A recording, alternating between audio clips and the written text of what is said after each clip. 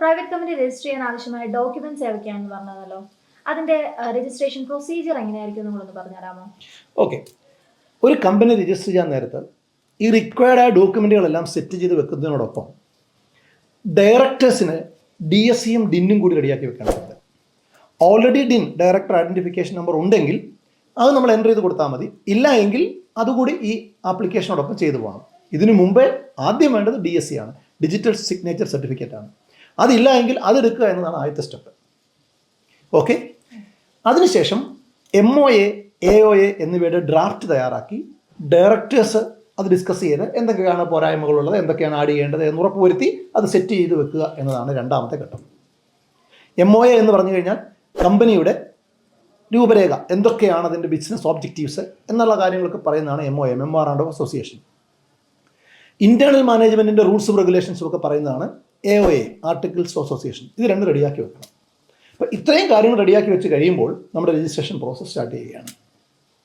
Registration പ്രോസസ്സിൻ്റെ ആദ്യഘട്ടം spice പ്ലസിൻ്റെ part A ആണ്, run procedure. Reserve unique name എന്ന് പറയുന്ന നമ്മളൊരു കമ്പനിക്ക് ഏറ്റവും ആപ്റ്റായ ഒരു നെയിം റിസർവ് ചെയ്ത് വെക്കുക എന്നതാണ് ആദ്യത്തെ കടമ്പ. അങ്ങനെ റിസർവ് ചെയ്യുന്ന നെയിമിന് 20 ഡേയ്സിൻ്റെ വാലിഡിറ്റി ഉണ്ട്. നമുക്ക് 20 ദിവസത്തിനകം പാർട്ട് B, സെക്കൻഡ് പാർട്ട് ചെയ്താൽ മതി. സെക്കൻഡ് പാർട്ടിലൂടെയാണ് ആക്ച്വൽ രജിസ്ട്രേഷൻ പ്രോസസ്സ് നടക്കുന്നത്.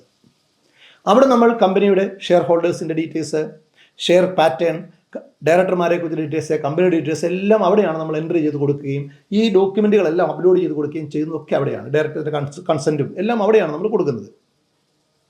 അവിടെ വെച്ച് തന്നെ നമ്മൾ എന്ത് ചെയ്യും, നേരത്തെ പറഞ്ഞ പ്രൊഫഷണൽസ്, CA, CMA, CS പോലുള്ള പ്രൊഫഷണൽസിൻ്റെ ഒരു സർട്ടിഫിക്കേഷനും ഇവിടെ നമുക്ക് വേണ്ടതുണ്ട്.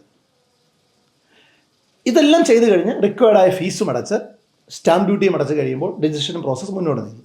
ഇതിനൊപ്പം തന്നെയാണ് നമ്മൾ കമ്പനിക്ക് വേണ്ട PAN, TAN ഇവയൊക്കെ അപേക്ഷ നടത്തുന്നതോടൊപ്പം തന്നെ ചെയ്യണം. കമ്പനിയുടെ കോർപ്പറേറ്റ് ബാങ്ക് അക്കൗണ്ട് ഇതോടൊപ്പം തന്നെ നമുക്ക് ഓപ്പൺ ചെയ്യാം. EPF, ESI പോലെയുള്ളവയിലേക്കുള്ള രജിസ്ട്രേഷൻസ് ഇതോടൊപ്പം തന്നെ നടക്കും.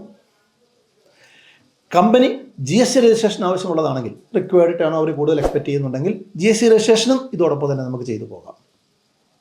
മറ്റ് ബിസിനസ്സുകളിൽ നിന്ന് വ്യത്യസ്തമായിട്ട് നമ്മൾ ഓരോന്നും കഴിഞ്ഞ് ഓരോന്നിൻ്റെയും പുറകെ സെപ്പറേറ്റ് അലയുന്നത് പോലെ ഇത് ചെയ്യേണ്ട ആവശ്യമില്ല. രജിസ്ട്രേഷൻ പ്രോസസ്സ് നടക്കുന്നതിനോടൊപ്പം തന്നെ ഈ ഓൾ ടൈപ്സ് ഓഫ് രജിസ്ട്രേഷൻസും ഡോക്യുമെൻറ്റ്സും എല്ലാമായിട്ടാണ് കമ്പനി രജിസ്ട്രേഷൻ പൂർത്തിയാക്കി വരുന്നത്. ക്ലിയർ ആയി എന്ന് വിശ്വസിക്കുന്നു. Okay sir.